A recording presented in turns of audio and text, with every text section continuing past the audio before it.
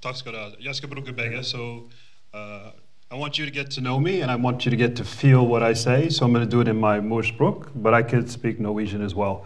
And I'll put a lot of Norwegian, well, some Norwegian in my presentation to make you feel uncomfortable. Okay?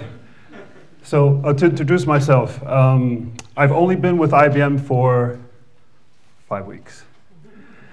And it's going to be a really interesting presentation because my perspective is quite global. I've worked 25 years in IT and telecom. I've worked for Telenor and Ericsson here in Norway. I've done 2 startups. I've done startups in Serbia. I've worked in the Middle East and Israel. I've been all over. And in the last 5 weeks, I joined what they call it, the Big Blue, something like that. IBM's nickname is kind of cute. IBM's an all-world company, and they asked me to come in as Director of Innovation. I said, cool, let's do this. Let's change Big Blue.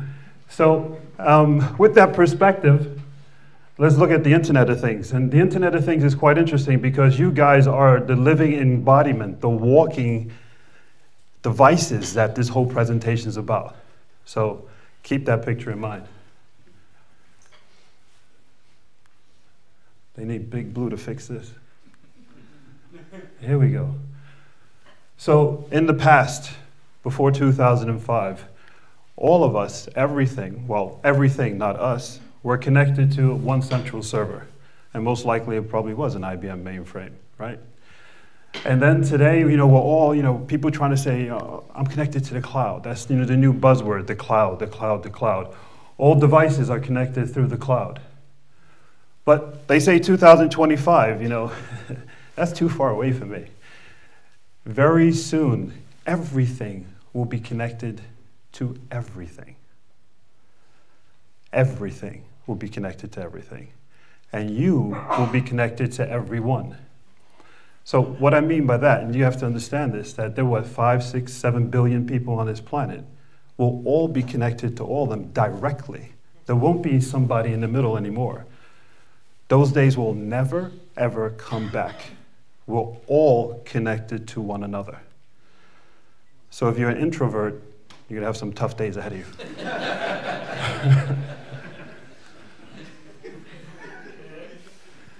Here we have the growth of internet devices and all devices. The gentleman from IDC, he's my man. I like you a lot. Because the Gartner says in 2020, now 2020 is only 4.5 years from today. So don't look at, say 2020, oh, that's long, 4.5 years. That's quite a short bit of time, isn't it? And in 4.5 years, we're going to go from today where there's 10 billion devices connected onto the internet to, because we have our Danish friend, let's be nice to him, over 200 billion devices will be connected in 4.5 years. And that growth will continue to go up at that scale. Everything's going to be connected to everything in the next 4.5 years. That's no time. So when you hear about Internet of Things, go, oh, don't go, oh, it's already happened. Every aspect of your life, your house, your home, everything is going to be connected to everything. And it's happening already. Okay? So don't blow this off. This is not a trend. This is like in the past. And there's nothing we can do to stop this tsunami of connectivity. This is my only technical slide. So you guys who are not nerds, I won't bore you. But I think this is important because what's really amazing me is that people who are not nerds actually go around saying, do you have an Android phone? An Android phone, that's an operating system. Why do people talk about phones like they have operating systems? So everybody's become a nerd. So I threw a nerd slide in. So going forward in the Internet of Things, there are 3 operating systems that are dominating the market, and I thought you guys should just know about it since everybody wants to talk about Android phones. So Zigbee is the global standard for operating system on devices. Zigbee's been around since 10, 15 years. Huawei, Chinese company, they have a nice little one called LightOS, cute name. And then, of course, Google, right? We all need to know what's Google doing. Google has an operating system called Brillo for all the little devices coming up. So soon everybody said, hey, do you have your Brillo? I don't know. But you should just know that Google is playing in the game and they're the king, right? They're the giants. So we need to be aware of what Google's doing. So that's it for the end of boring technical presentations. But what's really interesting is all of these devices need to talk to each other. So make believe we're at a table. We have a guy from Italy, China, the US, Germany, Norway, Denmark. They all speak different languages. How do they talk to each other? Well, Google solved that problem, and each one of these people represent a device. They all speak different languages. How do they communicate? Google's already solved that with something called Google Weave, right? A weave. So technically, Google has already solved the problem of how all of these devices are going to talk to one another. So my point is that on a technical level, it's been solved. How everything is going to talk to everything. Google's done it. How does these devices work? Google's done it. People, this is not tomorrow. It's happened. Okay? So the tsunami is on. The picture, the world of the Internet of Things by Google is quite interesting. This is a picture taken last week from their worldwide conference. And this is what they call the Internet of Things. It's a really interesting picture. You see the sofa, the stovetop, the garage, and I think the chair up top is interesting as well. Because, I like, being in Norway is quite interesting because every Monday morning during the wintertime, people come to work and they say, hva gjorde du igår? Jeg var på ski for 6 timer. Långt. Jeg er mann. Det var minus 20 grader. Jeg var ute 7-8 timer. But Google knows that you were sitting for 6 hours. And for 5 hours you were asleep. Right? Do you understand how the Internet of Things is going to ruin life for you Norwegians? Right? It's interesting.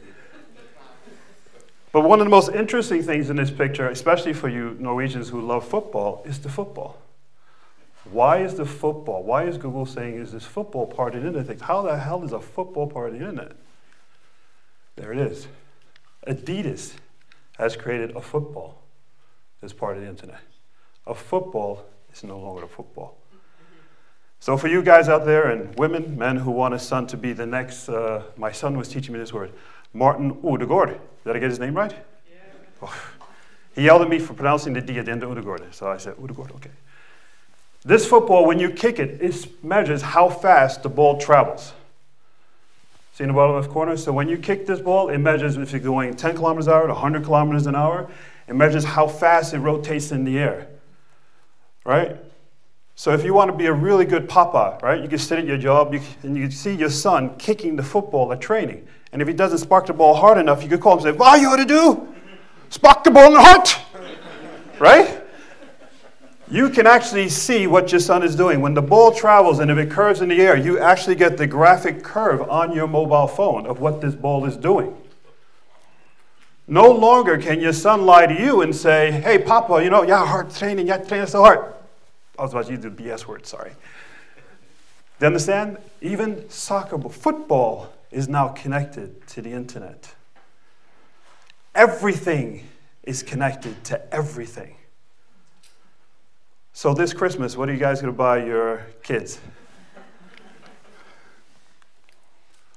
I think one of the coolest things about this football, it changes everything, is that up there in battery life, you know how we have our mobile phones, and the mobile phone is sold with, it's good for 5 hours, it's good for 7 hours. This football is good for 2,000 kicks. I think that's quite cool. Everything has changed. Everything. Here's my one IBM pitch slide. With IBM, we saw this coming. We've been working in Internet of Things for decades. And what we see is that because everything is connected to everything, there's a transaction. There is value being generated. When I do something and it collects data, that data then could be sent to somebody else. Well, isn't that of value? Couldn't I possibly sell it? That's a transaction. So IBM with Samsung has created a technology called Adept, and it's used Bitcoin. Everybody knows a Bitcoin, a cryptocurrency.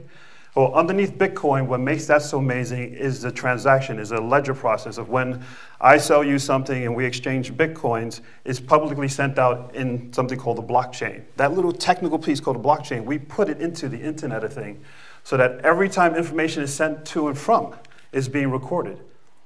Because if I do something and you're collecting that information, possibly, shouldn't you pay me? Each one of you are now generating money for yourselves by you doing something. You're a walking revenue model. Think of yourself that way. And so IBM, we have actually added this layer so that we can monetize, you can monetize that. The Internet of Things has come to Disney. You'll never go to Florida, to Disney World in Florida ever again the same way. Disney has something called the Magic Bands. When you walk into Disney World, you must wear a bracelet, this Magic Band. And this Magic Band allows you to go into rides. No longer do you do a ticket, like when you go to Tusenfried, all that ticket stuff is gone. You use the Magic Band to go into Disney World. When you pay for a drink, you use your Magic Band. When you go into your hotel room, you use your Magic Band. Disney knows everything. As you walk through Disney World in Florida, they have a giant room where it has a dot, and you're the dot, and they watch you walk through the park. And as you walk through the park, if you're going to a ride and they say there's a 20-minute wait on that ride, Disney will send you a message to your mobile phone and say, hey, make a left 5 meters from here, go to this other ride because there's a line at the ride that you're going to. They know everything. They know how long you've been outside in the sun. You know Florida's quite warm, right? About 40 degrees in the sun. They know that you've been out in the sun for about 30 minutes, you're probably thirsty. They send you a message to your smartphone, they say, we think you're thirsty.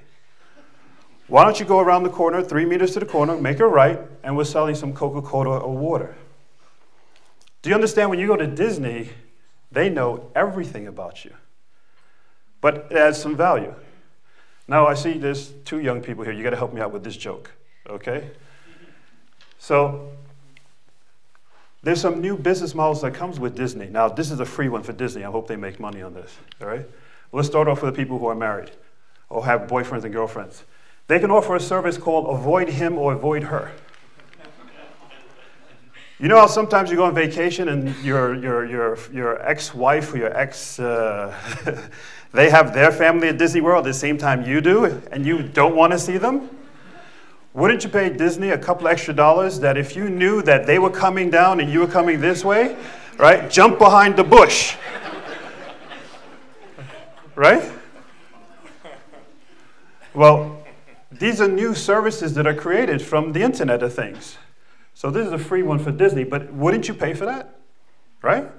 You guys laugh, and most of you are going, yes. And you girls are already in, probably. So in all seriousness, these are the new models that come from it, where Disney is just selling amusement services. Now they can layer that on top and actually provide you with your own personal needs and satisfactions or avoidance or whatever. Yeah, I got one last good joke, I think. See the one, the red. While you are on a ride, say the roller coaster, the bands are measuring you. So wouldn't it be interesting for Disney to offer a service that when you go on a roller coaster, it measures your heart rate? And you're with your girl, say I'm with my girlfriend, right? And my heart rate's like 200 beats per minute when I go down this roller coaster. And she pays for the service to know whether or not I'm a real man or not. Right? So she wants to know immediately, she'll get a text message that says his heart rate was 50. He's a man. This is all possible. It's funny, but it's possible. So when next time you go to Disney, right, she's going, I'm not going to Disney. So massive privacy implications come from this type of world. We need to overhaul and change everything in the way we look at everything. Let's look at the clothes that you're wearing right now. The shirt that you have on. Why don't shirt manufacturers make this button able to read my heart rate? This button able to see how many times I inhale and exhale. When they do that, is a shirt manufacturer just a shirt manufacturer? They're in the healthcare business now, aren't they? A shirt's no longer a shirt. So shirt manufacturers are now going to move up or move over into healthcare because they're collecting all this information about you. And they can send that into another service and collect tons of information. Let's say your shoes. Some people have conditions where if a foot swells, your right foot swells, that is a very dangerous condition. You should see a doctor immediately. If your shoes have sensors that are sensing, if the right shoe talks to the left shoe and says, hey, I'm a little bigger than you today, it sends you a text message, you should see the doctor. Isn't that beneficial? Women with beho, bras, she's saying yes as a woman, yes, okay.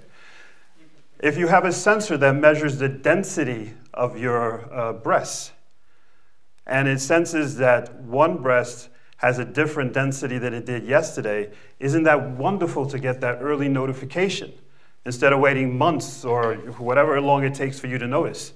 And you can actually trace it back to the very day or the very hour that that change occurred.